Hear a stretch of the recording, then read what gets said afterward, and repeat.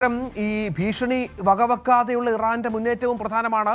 യുഎസിന്റെ കേന്ദ്രങ്ങളിലാണ് ഇറാൻ മറുപടി നൽകിയത് എന്നുള്ള വിവരങ്ങൾ കൂടി പുറത്തു വരുന്നുണ്ട്. യുടെ പ്രതിരോധ മിസൈലേറ്റ് ചിന്നിച്ചിതറിയ ഇറാൻ ഡ്രോണിന്റെ കഷ്ണം വീണ് ഫുജൈറയിലെ അസംസ്കൃത എണ്ണ കയറ്റുമതി ടെർമിനലിൽ തീപിടിച്ചു എന്ന വിവരം കൂടിയുണ്ട്. ഇതേ തുടർന്ന് ഇവിടുത്തെ ചില ശാലകളിൽ നിന്ന് ഉള്ള കയറ്റുമതി തൽക്കാലത്തേക്ക് നിർത്തിവെച്ചു എന്ന വളരെ പ്രധാനപ്പെട്ട വാർത്ത കൂടിയുണ്ട്.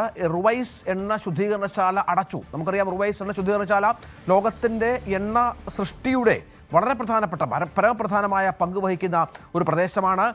ഖാർഗ് ദ്വീപിൽ വെള്ളിയാഴ്ച US നടത്തിയ ആക്രമണത്തിന് പിന്നാലെയാണ് UAE ലക്ഷ്യമിടുമെന്ന് ഇറാൻ മുന്നറിയിപ്പ് നൽകിയിരുന്നത്. സ്വന്തം പരമാധികാരം സംരക്ഷിക്കാനുള്ള ഇറാന്റെ അവകാശം കണക്കിലെടുത്ത് UAEയിൽ US-ന് താൽപ്പര്യമുള്ള തുറമുഖങ്ങൾ, കപ്പൽ തുറകൾ, സൈനിക താവളങ്ങൾ എന്നിവ ആക്രമിക്കുമെന്നായിരുന്നു ഇസ്ലാമിക് റവല്യൂഷണറി ഗാർഡ് കോർപ്സിന്റെ മുന്നറിയിപ്പ്. ഇതനുസരിച്ച് ശനിയാഴ്ച ഇറാൻ 9 ബാലിസ്റ്റിക് മിസൈലുകളും, അതായത് ഇന്നലെ 33 ഡ്രോണുകളും അയച്ചതാണ് പ്രതിരോധ മന്ത്രാലയം വ്യക്തമാക്കിയിരിക്കുന്നത്. ഈ ഡ്രോണുകൾ പലതും തകർത്തുവെങ്കിൽ പോലും ഇതിലെ ചീളുകളും മറ്റും വീണ് പല സ്ഥലങ്ങളിലും തീപിടുത്തമുണ്ടായി എന്നുള്ള വിവരം ഇപ്പോൾ പുറത്തു വരുന്നു. ഇറാന്റെ പ്രതിരോധം അവസാനിക്കുന്നില്ല അജയ്.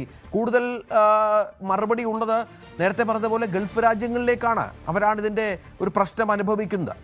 അതെ, ഇപ്പോൾ ഗൾഫ് നാടുകളിൽ നിന്ന് അമേരിക്കയുടെ സാന്നിധ്യം അത് പൂർണ്ണമായിട്ടും ഇല്ലാതാക്കണം എന്നൊരു നിർദ്ദേശമാണ് അബ്ബാസ് അരക്ചി കഴിഞ്ഞ ദിവസം കൂടി ഗൾഫ് നാടുകൾക്ക് നൽകിയിരിക്കുന്നത്. ഇതിനു മുൻപ് തന്നെ ഈ അമേരിക്കയുടെയും ഇസ്രായേലിൻ്റെയും നയതന്ത്ര പ്രതിനിധികളെയും അവരുടെ അംബാസഡർമാരെയും പുറത്താക്കണമെന്ന് ആവശ്യപ്പെട്ടുകൊണ്ട് മറ്റൊരു നിർദ്ദേശം നൽകിയിരുന്നു. അതിന് പിന്നാലെയാണ് ഇപ്പോൾ കൂടുതൽ അമേരിക്കയുടെ ബിസിനസ് സ്ഥാപനങ്ങൾ, അതുപോലെ ബാങ്കുകൾ, എണ്ണ സംഭരണ കേന്ദ്രങ്ങൾ, സൈനിക താവളങ്ങൾ എല്ലാത്തിനും നേരെ ആക്രമണം നടത്തുമെന്ന് ഇറാൻ നിലവിൽ വ്യക്തമാക്കിയിരിക്കുന്നത്. ഇപ്പോൾ UAEയിലുള്ള ഈ ഫുജൈറ ഓയിൽ റിഫൈനറി കേന്ദ്രത്തിന് നേരെ ഉണ്ടായിട്ടുള്ള ഈ ആക്രമണം അത് വളരെ മാരകമായിട്ടുള്ള ഒരു ആക്രമണം തന്നെയായിരുന്നു. മേഖലയിൽ കടുത്ത തീപിടുത്തമുണ്ടായി, അവിടെ നിന്ന് പുക ഉയരുന്ന ദൃശ്യങ്ങളടക്കം പുറത്തു വന്നിരുന്നു. ഇപ്പോൾ ഈ ഒരു ആക്രമണത്തിൽ ഒരാൾക്ക് പരിക്കേറ്റു എന്നുള്ള വിവരമാണ് നമുക്ക് നിലവിൽ ലഭിക്കുന്നത്. ഒരു ജോർദാൻ സ്വദേശിക്കാണ് പരിക്കേറ്റതെന്നാണ് വിവരമുള്ളത്. മറ്റ് കൂടുതൽ നാശനഷ്ടങ്ങൾ, അതിൻ്റെ കണക്ക് എന്നിവ നിലവിലെ സാഹചര്യത്തിൽ പുറത്തു വന്നിട്ടില്ല. എന്തായാലും ഇതിലേക്ക് ഇപ്പോൾ നിലവിൽ ഈ നടന്നത് ഇറാൻ ഈ ഭീഷണി ഉയർന്നതിന് ഏതാനും മണിക്കൂറുകൾക്ക് ശേഷം മാത്രം നടന്ന ഒരു ആക്രമണമാണ്. ഇപ്പോൾ കൂടുതൽ എണ്ണ സംഭരണ കേന്ദ്രങ്ങൾക്ക് സമീപം നിന്ന് ജനങ്ങളോട് ഒഴിഞ്ഞു പോകണമെന്ന് IRGC ആവശ്യപ്പെടുമ്പോൾ തന്നെ ഇനി നടക്കുന്നത് ഒരു ഓയിൽ വാർ, അതായത് ഹോർമുസ് വഴിയുള്ള ഓയിൽ വാർ മാത്രമല്ല, ഇനി നേരിട്ട് എണ്ണ സംഭരണ കേന്ദ്രങ്ങൾ അടിച്ചു തകർക്കുക, അതുതന്നെയായിരിക്കും ഇനി പ്രധാനമായിട്ടും ലക്ഷ്യം വയ്ക്കുന്നത്.